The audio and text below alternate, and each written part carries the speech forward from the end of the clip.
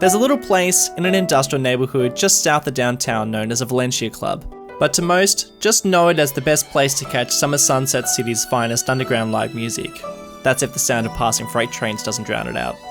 To some, this place is just known as trouble. If you're lucky, you might even catch Sally Sunset performing her iconic set here.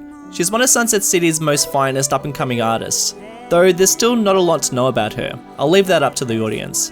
No, not that audience. Oh, hey, look who it is. It's Mike Burgundy. What's he doing up here? You might remember that Mike Burgundy and his family moved down to Santa Julia waiting for their new house to be built. Unfortunately, in 1983, there's no such thing as working remotely. So in order to be closer to work, Mike has left his family in Santa Julia and is currently living in Sunset City at the Oasis Hotel. No, not that one. Yeah, that one. If you missed the last episode of Sunset City, we began work on the train line figuring out how this thing snakes around the city, snakes its way through the city, and how it's going to connect up all of our industry. And that's the real question in today's episode: how well is this actually going to work? Because it's not just about making the most efficient network, but it's actually about making things just kind of look pretty cool, kind of fun. Embedding a whole bunch of different concepts of things that I find super interesting about rail lines and trying to make it work within the context of the city, but then also with Cities Skylines to make it so that it is helping out our industry. It is not just getting clogged in different areas of the network and not just making things even worse, because the traffic is terrible. There is a lot of complaints with our industry, and I'm really counting on our rail line to actually help things out quite a lot. I'm really hoping for it. So in the last episode, we're working on a lot of different train lines, and in particular this spot here, which is a bit of a spot close to the downtown, a line that stretches towards Dodge Island, which is going to be a big cargo hub for a lot of the industry within the city. But then we've also got this line that I'm working on right now, which is stretching towards our Seminole Keys, which is our Key West, our version of Key West in Florida. And this is an area that is going to be, of course, an abandoned line, which is what we worked on. So I'm not too fast about the connection that we have here because there's actually not going to be any trains actually using this. So this very busy intersection that we've got, yeah, it's probably going to be pretty busy regardless, but that line on our right-hand side is actually not going to be operational. So this whole neighborhood, I wanted it to be a pretty run-down industrial zone that is probably on its way out. You know, in 1983, a lot of these places are sitting abandoned. A lot of these warehouses are run down and probably not seeing much of an upgrade, because you can imagine that in probably 2023, this probably wouldn't really exist. This would probably be full of offices, or maybe even houses or apartments or condos. It's probably something that is definitely being pushed out. You see a lot of these industrial zones that do get pushed away from the downtowns as areas become a little bit more gentrified, but in 1983 this is an area that is still looking pretty abandoned and pretty worn out.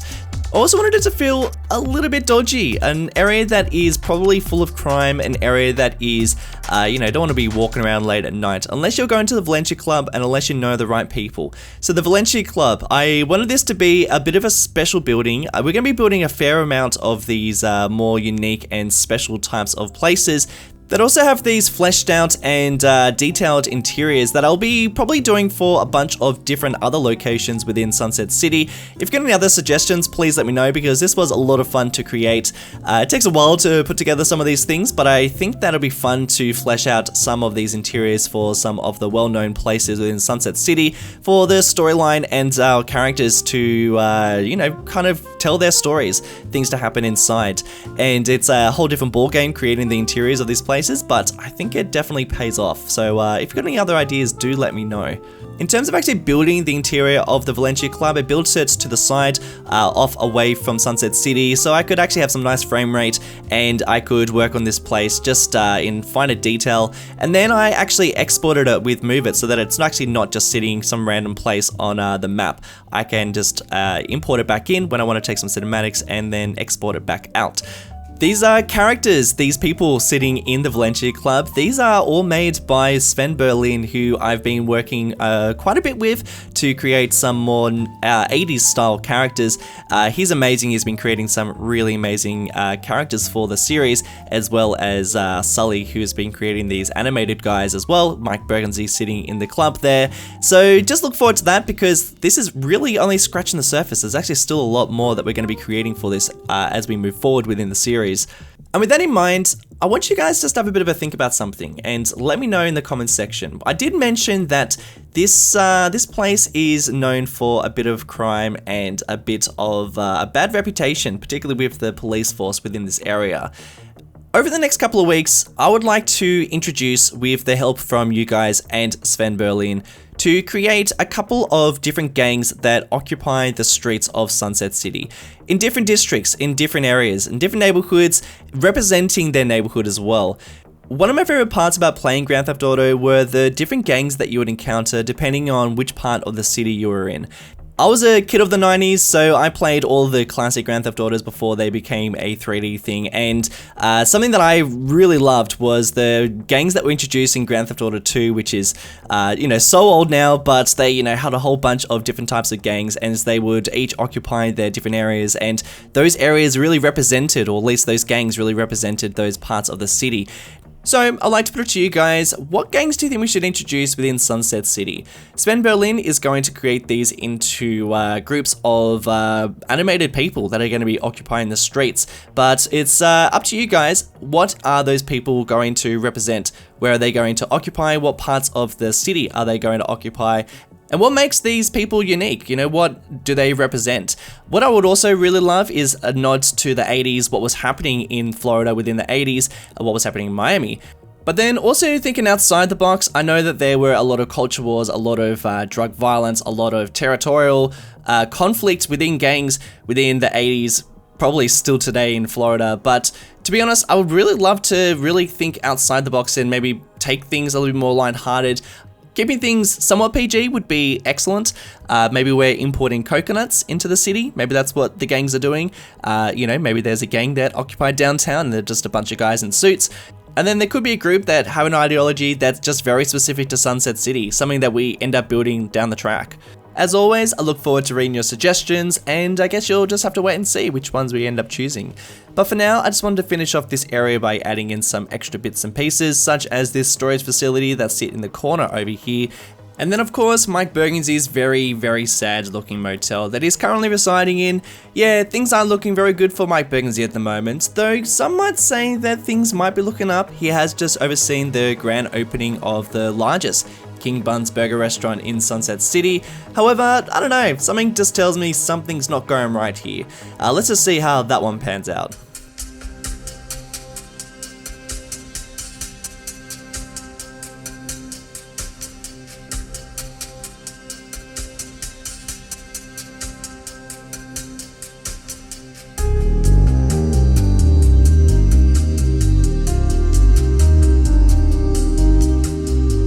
It's a brand new day in Sunset City, and it's time to start working on the rail connection between our little area that we just worked on and Dodge Island, which is an island, of course, inspired by Dodge Island, a big cargo hub where lots and lots is going to be happening in terms of freight and cargo and industry and all that good stuff.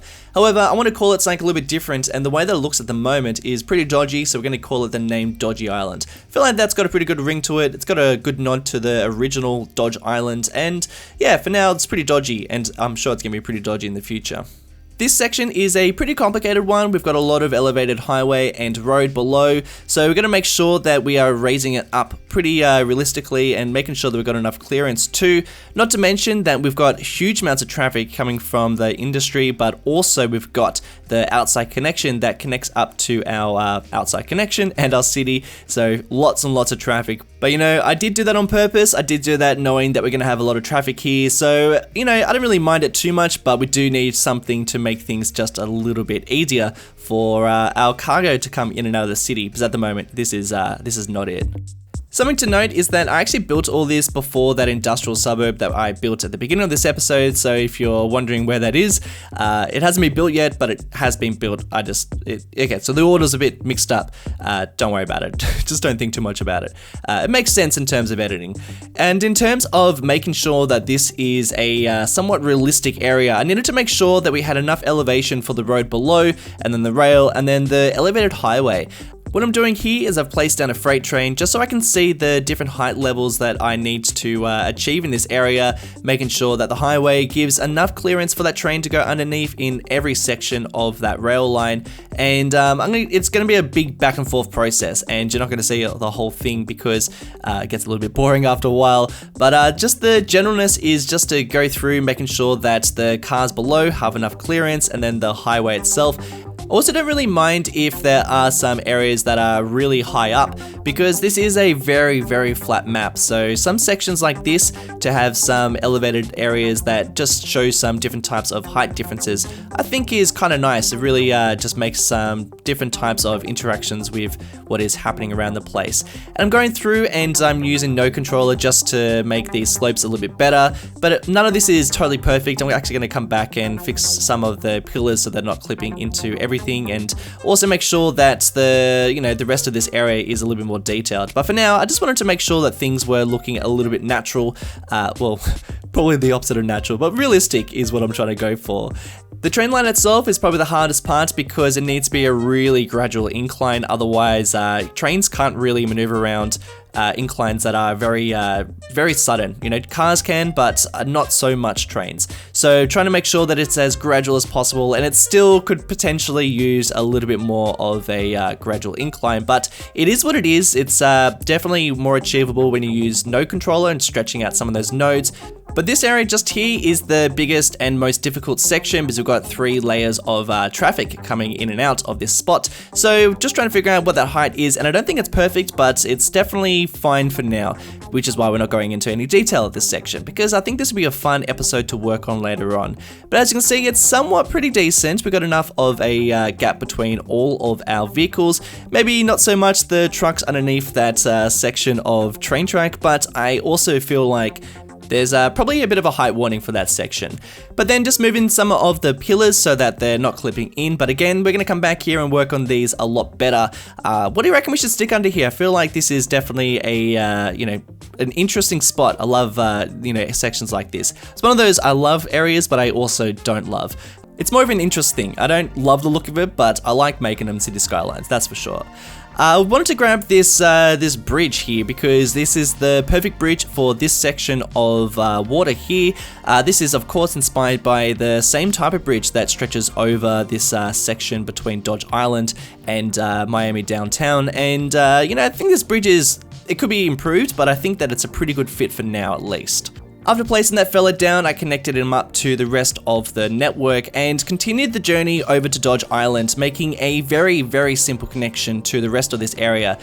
This is absolutely dodgy at this stage, which is why I'm calling it Dodgy Island, and I reckon that name's gonna stick. And I am gonna make it just look a little bit better a little bit later on, but for now, I just wanted to connect it up with a very simple cargo hub and just thinking about the types of industry I'm going to have over here, and also getting rid of some of the zoning that I just very randomly placed around and zoned out. Even placing down a port, just thinking about where that might sit for later on. All this is so temporary, but I was kind of getting in the mood for just making this look a whole lot better. So I decided to commit to spend a little bit of time placing industry a little bit better using the brush tool and using some of the different ground textures, and then even placing down some trees in some different areas. And you know what, it was actually looking alright. For that little bit of detail, it was looking not so bad. And this will do until we properly detail this thing up a little bit better.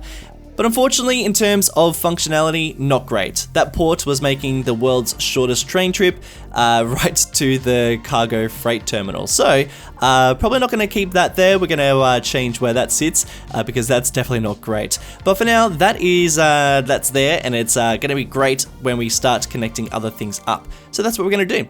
This is the line, if you watched the last episode, you'll remember that we started talking about a line that goes all the way out here. It's going to be inspired by a bunch of the types of terminals that you have out in areas like this of industry, where they kind of branch out and connect up to these other spots, which I really like. So I wanted to do something similar like that. But in terms of the area and how it looks at the moment, it's kind of garbage. It looks really bad. It's just a real mix of, it's a real zone and forget about type of area. So you can really see the types of houses and commercial buildings and places that have just grown here. It looks so trash, really, really bad. But that's also kind of fine because it means that I can just very comfortably just demolish things, just plan out my train line and think about where that goes, and just very happily delete things as it kind of crushes its way through it. Making his third and final appearance is that bridge from before, and then also just continuing a bit of the train line into the industrial area and thinking about how this line is going to interact with some of the houses and the train lines around this spot. You know, it's a really interesting area, and it's inspired by so many different parts of Miami where the train line kind of snakes its way around some of the waterways and through some of the industry and even around some of the houses. I always find super fascinating. So I wanted to kind of continue that and take inspiration from so many different areas. But I was getting really stuck with the houses and the road layout, and I just realized that, you know what, they just weren't how I wanted them. I needed to completely rethink and reimagine this area. So I decided to demolish all the roads and all the houses. And thus, the reason why this episode was delayed, because I kind of trying to fit in a lot into this. There's a lot of replanning and reimagining and trying to figure out how these places are going to look. So this area is not going to be detailed at this stage. It's only really the roads and thinking about where the train line's going to go for now. And I think the roads definitely work a lot better. You know, I'm trying to just rethink about where these go, because I have redone the road layout quite a lot. I think that really messed me up, the original road layout of Sunset City, because I was kind of trying to make it a little bit more uneven and kind of all over the place, whereas that's just not how they are in Miami. And that's not a bad thing, because, you know, originally I was kind of like, well, they're kind of boring, they're really straight and, you know, ordinary. But really, there's very subtle things, like that little bend in that main road just there. You know, that's kind of interesting. That makes for some really interesting interactions, and that's kind of how it works in Miami. You've got these very rigid, you know, grid layouts, but then you've also got some roads that really skew away from that. So I kind of wanted to really embrace that, and even just have a look at how the roads might even be influenced by some of the rail line. You know, that kind of worked out in that favor, which is totally great. But for now, this area is pretty under-detailed. I really just wanted to place down a little bit of industry and a little bit of the, you know, figuring out where the terminals are going to go. But I was really stuck for the actual cargo terminals. Where are they going to go? Because there's not a lot of space here, and they're pretty large things. So I have to think about how that's going to fit, how that's going to work. But I did have this line that I didn't really anticipate going out towards the swampland here, and I kind of liked it. It's sort of heading in that direction, and I might continue it. It wasn't an idea that I had before, but wouldn't it be kind of cool seeing a freight train just rolling through the swampland right next to the highway? I don't know if there's something like that in Florida, but I reckon that'd be kind of cool.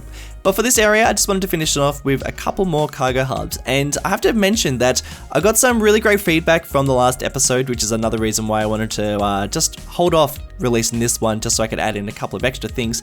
But Squigglehausen got in touch, the train guru himself, and also Into Urban, two guys who know absolutely a lot more about trains than I do, and gave some really solid advice, such as adding in some sort of train yard close by to those industrial areas that I was just working on. And I was going to do that, but in an area that I actually don't think makes any sense anymore. I don't think it's close enough. So I'm going to change where that sits. And instead, I think between Central Station and the airport, I'm going to be placing some sort of petroleum or chemical factory, or even something that I think is going to be more exciting, the newspaper, maybe even the Sunset City Herald or the I don't know. What do you think? I think that could be kind of cool, some sort of big factories that are going to go right there. And I think that makes a lot more sense. And then this area is going to be more your small industry that's going to be supported by these branch lines that come off this more main line that's going to be supporting just much smaller amounts of freight traffic coming in and out, more your boxcar and stuff like that you'd more find in the 80s, and why a lot of these areas are now become abandoned. So that's kind of the bigger picture of all this. Actually, you know what? You've made it 18 minutes into all this. I think you deserve a rare sneak peek of the bigger picture of Sunset City.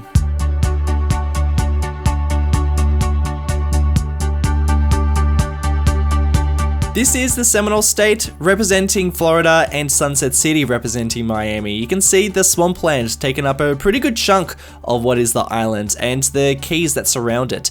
But the northern side, you can see quite a lot of farmland. We're going to be venturing there today because you might have noticed that our industry is really lacking any sort of local resources. So we're going to give some local resources in the form of agriculture. We're going to go up north and we're going to be adding in a little bit of farmland. But I want to put it to you guys. I do have a couple of questions. First of all, I don't really know how to get the train line up here. What sort of interesting things can we do? Well, we do have a train line potentially going into the swampland, so it could be following along this route here, which could be kind of fun, but then I don't really know how it's going to interact with the rest of the places up here. Because yeah, there are going to be a couple of things up here. I do want there to be a town, but I don't really know where. And I also don't really know what it's going to represent or what it's going to look like. What places do I take inspiration from? Because there's a whole bunch of towns in Florida, but I don't really know what's going to be the one that really stands out. I do think there's going to be a few up this way, and I want them to all be fairly unique, fairly different from one another. And I don't want them just to be generic town, you know? I want them to really showcase a particular place or showcase a different type of area in Florida, or, you know, maybe something that's, you know, I can combine some ideas into the same type of town, or you get the idea. What am I going to do up here? I don't really know. I feel like I've got a pretty good idea about Miami, but in terms of everywhere else, I'm a little stuck. So do hit me up if you got a town that you're like, you know what? That really represents this part of Florida. Or, you know, if you're going to build a farming town, maybe, you know, take inspiration from this place or combine a couple of different ideas.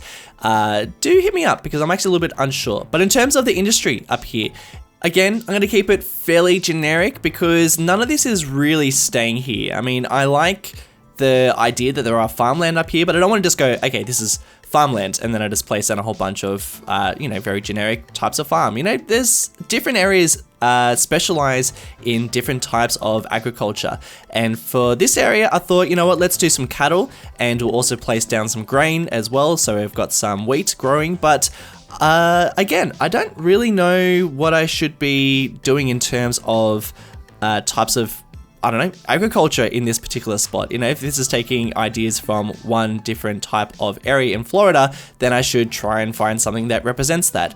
So for now, I am going to keep it fairly generic. I like the idea that cattle and wheat are supporting Mike Bergenzi and the King Buns burger chain. But in terms of Florida, you know, in terms of what Florida is mostly exporting, it seems to be oranges, greenhouse and nursery products, cane for sugar, and cattle and cars. I mean, that's literally something I just Googled very quickly. So that's something that I know that I will include more of. But in terms of, at the moment, it's pretty generic, at least for this area. Because of course, King Buns isn't the only company in Sunset City relying on local produce. Yeah, there's another. Of course there's another. There's the Fab Soda Company. This is the soda of choice in Sunset City, locally made, locally bottled, and locally produced. At least soon it will be. Owned and founded by eccentric business owner Fabio Busta, who's gotten himself into a little bit of hot water recently. Some would even say some muddy water, trying to find some new and improved flavors out in the natural environment of Sunset City.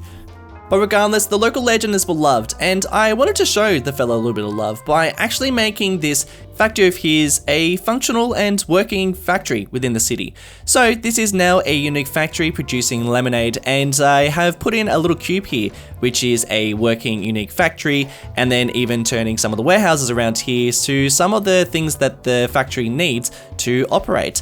And we were, of course, already producing crops within our other farmland, but I just kind of wanted an area that I could look at and go, you know what, that's the place that Fabio Busta is getting his crops from. That's how the Fab Soda Company is able to produce the Fab Soda at such a cheap rate, why it's so beloved and why it's all locally sourced. You know, making all that connection. I love that stuff. So I built it out this way. And just like the other farmland that we built, this is just pretty temporary. I'm really putting in some minimal detail at the moment. Who knows, maybe this will stay, but I kind of wouldn't mind building this a little bit better. And even maybe a little town out this way too, you know, it's not just gonna be a farmland. I kind of want there to be something else. So do hit me up if you've got some ideas, or if you know an area that sort of specializes in oranges or orchards, or just an area that you think would be super nice to represent. But Fabio's story now a little bit more rounded out. It was time to get back into the city and check out this freight line. How well was it working? Was I going to see nice interactions between the industries? Were trains actually making it to the cargo hubs? Well, as it turns out, yeah, it was working really nicely. I was mostly worried about these single rail lines and seeing some bottlenecking, but nothing seemed to be problematic at this point. Freight was being really nicely moved between transport hubs, and I wasn't seeing a huge amount of traffic being backed up on some of these crossings.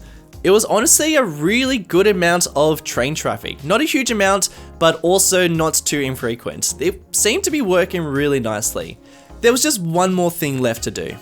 Because you see, we do have the cargo hubs close to the industries, which is great, but nothing that close to the commercial areas, particularly the downtown. I also wanted something between the central station and the future airport, and I thought, I know we've got a lot of vacant places around here too, but realistically, it'd probably be on the water and it'd probably be in an area like this, which just so happens to be in the same spot as Fabarina. Goodbye, Fabarina. Will we see you again soon? Well, time will tell. I guess you just have to wait and see. But for now, I figured some sort of big industry right here, right on the water, kinda close to the downtown. Yeah, I know, but it's also in an area that would have been probably full of industry, probably would have been full of some big industrial zone, which this is now. This is now a big industrial area. This is now all dedicated to importing ore and smelting it down to glass. This is also going to be helping our Fab soda company that needed glass.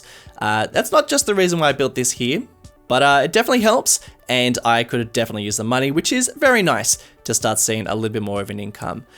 But that is pretty much it for today's episode. A big thank you all for watching. This was a long one, and it took a long while to put together. But I think it's worthwhile, and I definitely enjoyed putting it together. I also want to give a huge thanks to Sully for his awesome animated Sims. You can find them on the Steam Workshop if you're interested in checking them out for yourself. Sven Berlin for his awesome creations. They are looking amazing, and I'm really looking forward to seeing the rest of the things that he gets up to for the series. And also Interurban and Biskugelhausen for their great info for how trains operated, particularly back in the 80s. That's really, really helpful.